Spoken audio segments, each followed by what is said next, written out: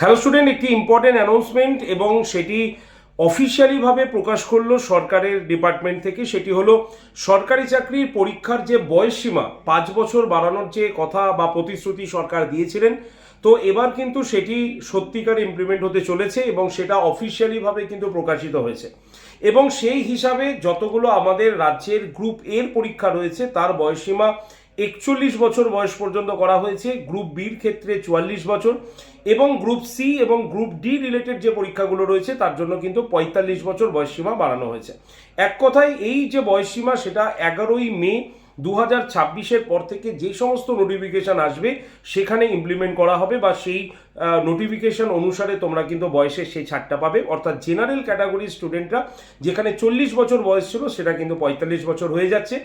SC এসটিদের ক্ষেত্রে আরও 5 বছর এক্সট্রা যুক্ত হবে, এবং তার পাশাপাশি যারা ওবিসি ক্যান্ডিডেট রয়েছে তাদের জন্য কিন্তু থাকছে আরও 3 বছর, এবং প্রতিবন্ধীদের ক্ষেত্রেও সেটা কিন্তু পরীক্ষা অনুসারে এবং তার ডিসেবিলিটি অনুসারে সেটি নির্ধারিত হবে। তো সেটা সরকারের সত্যি তারা অফিসিয়াল নোটিশ প্রকাশ করে সেটা জানিয়ে দিয়েছে।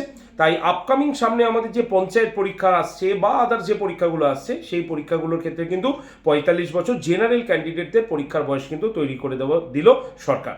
তো এই খবরটি অবশ্যই বন্ধুবান্ধবদের কাছে ছড়িয়ে দাও এবং অবশ্যই চ্যানেলটিকে সাবস্ক্রাইব করে রাখো। আমি এর সম্পূর্ণ নোটিশটা তোমাদের দিয়ে দিচ্ছি, এখানে তোমরা নিজেও দেখে নিতে পারো।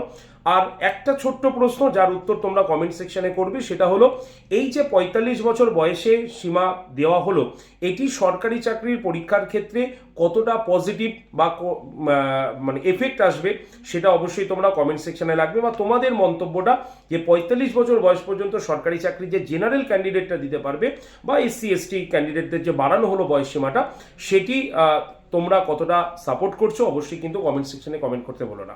ধন্যবাদ।